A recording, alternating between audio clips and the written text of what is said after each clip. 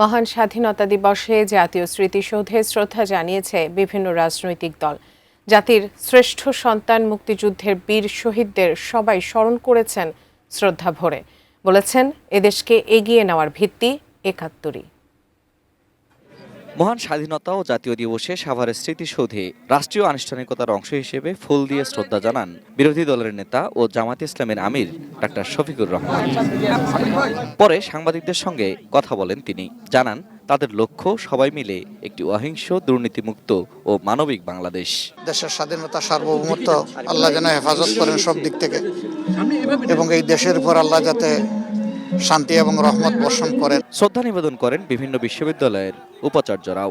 যদি বাংলাদেশ বিনির্মাণ নাই হতো, তাহলে আমি ৭১ না হতো, তাহলে ডেফিনেটলি আমরা ২৪ পেতাম না। জনগণ যে চাইলে যে অনেক কিছু করতে পারেন, সেটা তো আমরা ২৪-এ দেখেছি। সেটা রাজনৈতিকভাবে একটা উল্লম্ফন হলে আমরা এই পরিবর্তনটা আসলে করতে পারবো। সকাল 10টার কিছু পরে শ্রদ্ধা জানাতে আসে জাতীয় নাগরিক পার্টি এনসিপি। জুলাই সনদ বাস্তবায়নে জনরায়কে মেনে নেওয়ার দাবি করেন তারা। ৭১-এর যেই আকাঙ্ক্ষা এবং ২৪-এর গণ অভ্যুত্থানের যে আকাঙ্ক্ষা, সেই আকাঙ্ক্ষার ভিত্তিতে সাম্য এবং মানবিক মর্যাদার ভিত্তিতে আমরা এই বাংলাদেশ করতে চাই। আজকের স্বাধীনতা দিবসে সংস্কারকে বাস্তবায়নের আমরা আহ্বান জানাই। এর কিছু সময় পর জাতীয় পার্টি শ্রদ্ধা নিবেদন করতে আসলে তাদের ধাওয়া করে ছাত্রশক্তির কিছু কর্মী। এ সময় তাদের ব্যানার ছিনিয়ে নেওয়ার চেষ্টা করা হয়, মারধরও করা হয় কয়েকজনকে।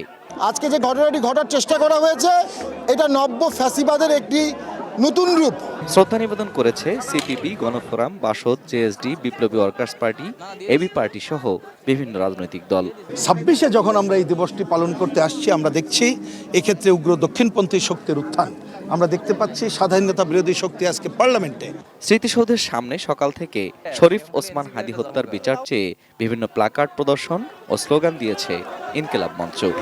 শোষণ এবং বঞ্চনার বিরুদ্ধে যে সংগ্রাম শুরু হয়েছিল ১৯৭১ সালের মুক্তিযুদ্ধ, সেখান থেকে আমাদেরকে উপহার দিয়েছে একটি মানচিত্র, একটি পতাকা।